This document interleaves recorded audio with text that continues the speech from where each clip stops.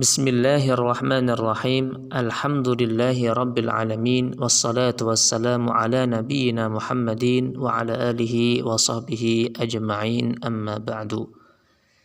Jamaah kajian Aqidah Islamiyah dimanapun Anda berada, yang semoga senantiasa dimuliakan oleh Allah Subhanahu wa ta'ala, melanjutkan pembacaan dari kitab At-Tauhid Al-Muyassar yang ditulis oleh Syekh Abdullah bin Ahmad Al-Huwail hafizallahu ta'ala. Dan pada kesempatan kali ini kita memasuki bab tentang ihsan.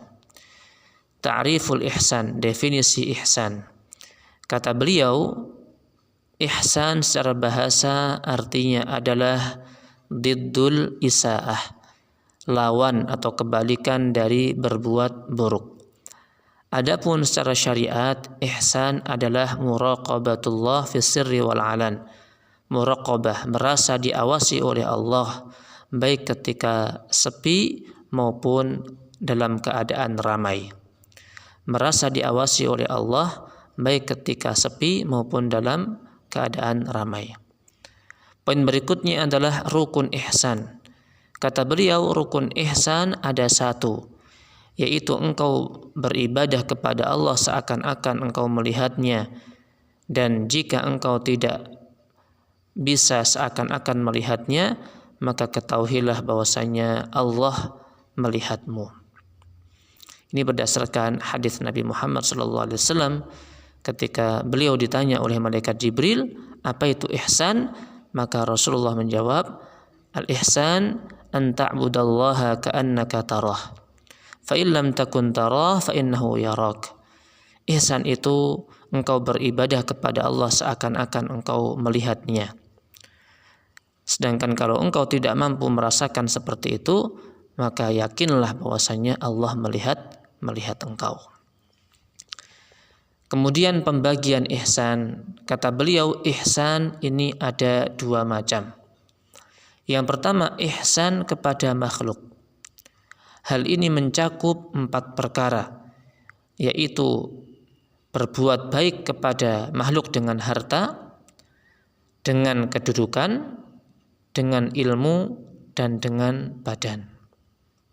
Jadi yang pertama berbuat ihsan kepada makhluk dengan harta, yang kedua dengan kedudukan, yang ketiga dengan ilmu, dan yang keempat adalah dengan badan. Adapun ulama yang lain ada yang mengatakan 3, sebagaimana dikatakan oleh Al-Imam Al-Hasan Al-Basri, bahwasanya ihsan kepada makhluk itu adalah husnul khuluq, yakni akhlak yang baik yang mencakup, yakni badlun nada, suka membantu, kemudian kaful adza, yakni mencegah gangguan, tidak mengganggu orang lain, wa talaqatul wajh, yakni berseri-seri wajahnya. Adapun macam yang kedua dari ihsan adalah ihsan dalam beribadah kepada Allah Subhanahu wa ta'ala.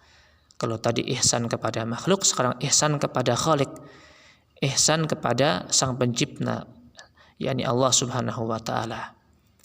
Untuk ihsan kepada Allah ini ada 2 tingkatan, ada 2 martabat. Martabat yang pertama atau tingkatan yang pertama adalah tingkatan musyahadah, yakni engkau beribadah kepada Allah seakan-akan engkau musyahadah, yakni melihat Allah Subhanahu wa ta'ala. Dan ini adalah tingkatan yang paling tinggi.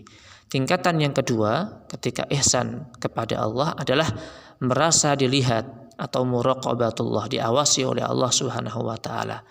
Yakni jika engkau tidak bisa merasakan beribadah seakan-akan melihat Allah, maka ketahuilah bahwasanya Allah itu senantiasa melihatmu. Adapun dalil perintah dari ihsan adalah firman Allah Subhanahu wa ta'ala dalam Quran surat An-Nahl ayat 128. Innallaha ma'alladzina taqaw walladzina hum muhsinun. Innallaha ma'alladzina taqaw, sesungguhnya Allah bersama dengan orang-orang yang bertakwa, walladzina hum muhsinun, dan bersama orang-orang yang mereka berbuat ihsan. Muhsin artinya orang yang berbuat ihsan. Demikian pula sabda Rasulullah Muhammad SAW ketika ditanya oleh malaikat Jibril tentang ihsan, sebagaimana disebutkan dalam hadis riwayat Imam Muslim, an ta'budallaha ka'annaka tarah fa illam takun tarahu fa innahu yarak. Ihsan itu engkau beribadah kepada Allah seakan-akan engkau melihatnya, dan jika tidak engkau bisa merasakan seperti itu, maka ketahuilah bahwasanya Dia melihatmu. Itulah kaitannya dengan hakikat pengertian ihsan dan juga pembagiannya. Semoga kita dianugerahkan oleh Allah Subhanahu wa taala termasuk orang yang mendapatkan karunia ihsan ini. Amin. Wassallallahu ala nabiyyina Muhammadin wa ala alihi walhamdulillahi rabbil alamin wa barakallahu fiikum.